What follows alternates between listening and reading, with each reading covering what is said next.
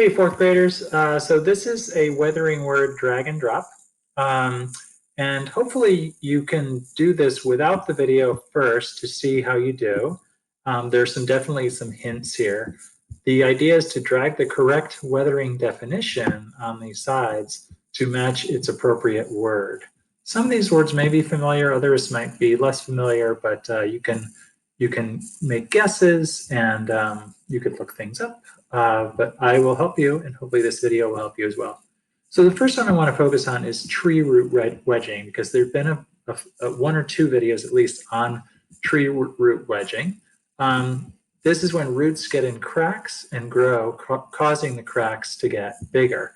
This should be pretty easy because the word roots is right there in the definition. So then let's do this one. All the visible features of an area.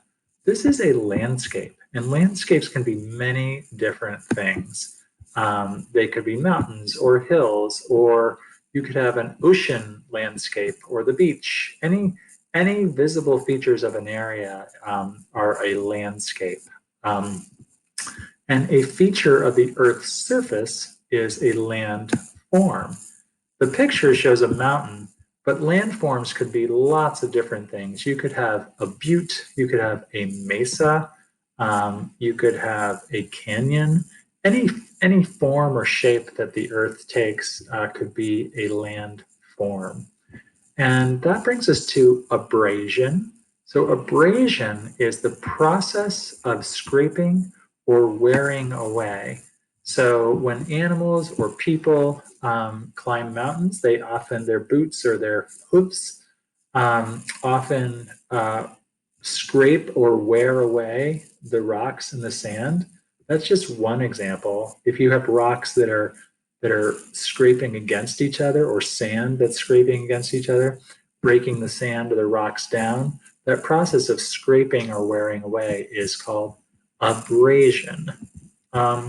When rocks break into smaller pieces without changing chemically, that is mechanical weathering.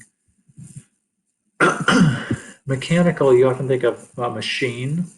So the idea is when things just break down without changing chemically. Changing chemically, if you think about like acid on a rock, changing the actual rock at the deepest level, it's sort of the molecular level. So it becomes a different substance. Whereas mechanical weathering is really just the substance doesn't change. It just gets smaller and breaks into smaller pieces. And when water freezes and expands to break apart rocks, that is frost wedging. And you can see this picture here. Let me see if I can get to that. So make it bigger for you so you can see. So it's this is the picture of frost wedging.